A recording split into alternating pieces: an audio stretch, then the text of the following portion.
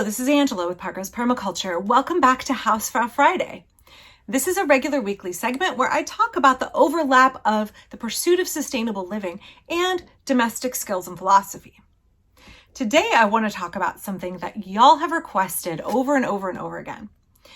I've made a few videos about why we unschool our kids and a little bit about our parenting philosophy, particularly that it is non-punitive and non-authoritarian. And on all of those videos, and even interspersed amongst other videos, folks say, can you please talk more about parenting? What I realize is that as somebody who has been unschooling for 15 years, or if you want to look at it this way, in the unschooling continuum, it is all whole life learning. My eldest child is about to turn 20. I have been unschooling for 20 years. That perhaps I have some lived experience to share that might be helpful for you. I would like to take a little bit of time and make a short series here and break down the myths around unschooling. Let's talk a little bit about what unschooling isn't so we can better understand what it actually is. Unschooling can feel kind of mysterious and nebulous, I think, for folks who are not immersed in this community. And it can be hard for those of us who are really indoctrinated from a young age in Western educational philosophy and Western parenting.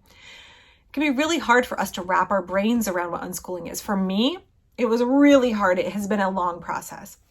So let's talk about some of those misconceptions. Unschooling is a way of honoring our own natural inquisitiveness. It says that all of life is experiential and a learning opportunity. We are always learning. We are always acquiring new information.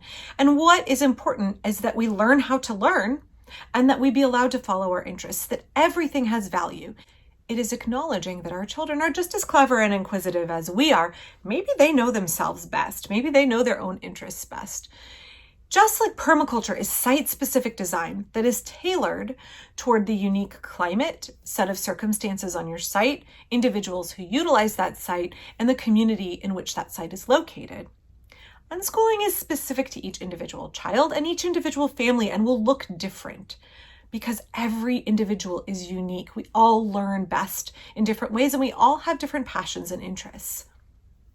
But the overarching philosophy is the same. I think it's really important when we are looking at unschooling that we're very clear that it looks unique for each household and each individual. And therefore we don't necessarily want to compare ourselves to other families who do unschooling.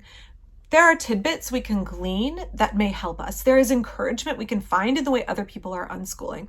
But I don't think comparison is helpful. Very much like how I would never look at somebody's garden in Southern California or in rural Maine and think that, oh gosh, my garden needs to look like their gardens, because they are vastly different locations with vastly different sets of resources and needs and interests.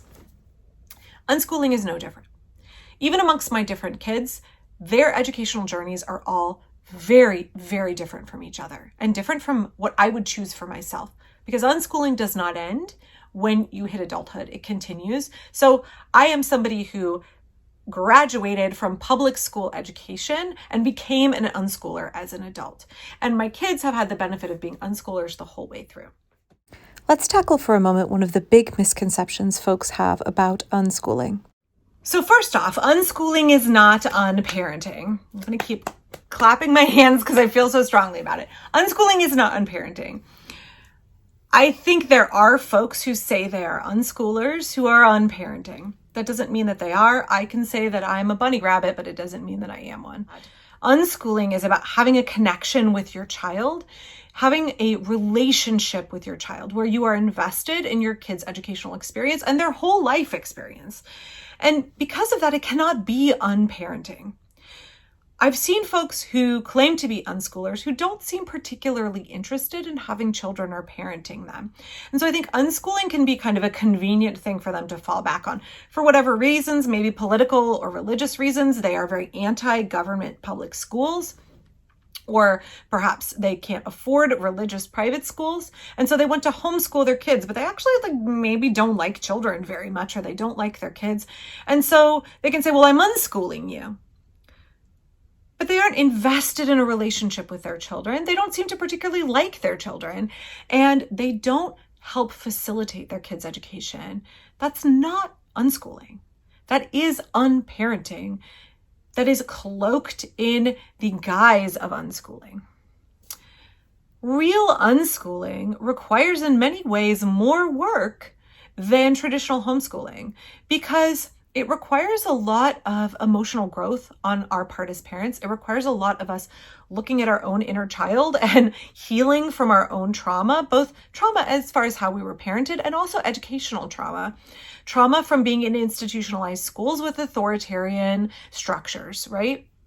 We have to look at all of that, examine it, do the hard work of healing from it, while we're also trying to raise the next generation of kids. I saw a meme on social media the other day that was basically like, motherhood is so hard if you do it well because you're not only raising your own children and attempting to raise them without the trauma you had, you are also raising your own inner child. You're rebirthing your own inner child in a way that helps her heal from her trauma. And I think that is so true. And so there's a lot of labor involved in unschooling.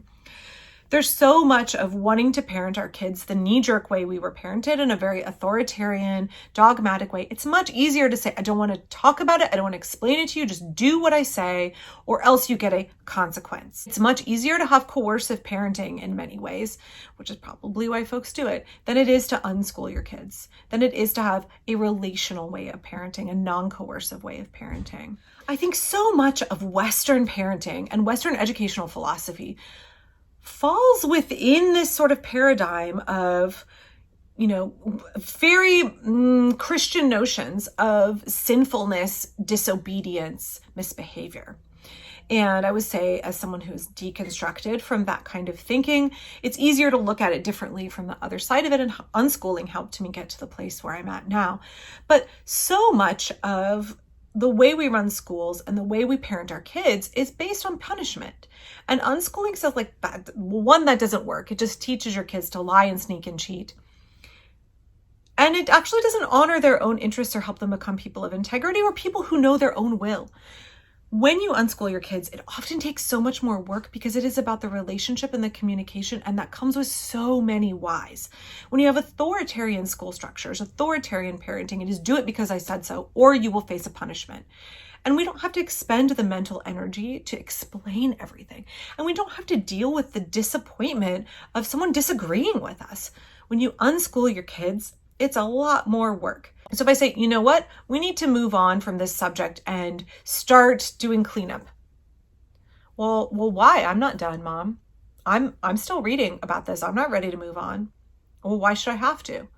And then instead of being like, because I said so, say, well, because then dinner will be late. And my kids say, well, that's fine. We don't care. We're fine with dinner being late. We'd rather finish, playing this board game or finish reading this chapter of this book, or I'd rather finish building my Lego thing before we start cleaning up and getting ready for dinner. I would be fine with dinner being late.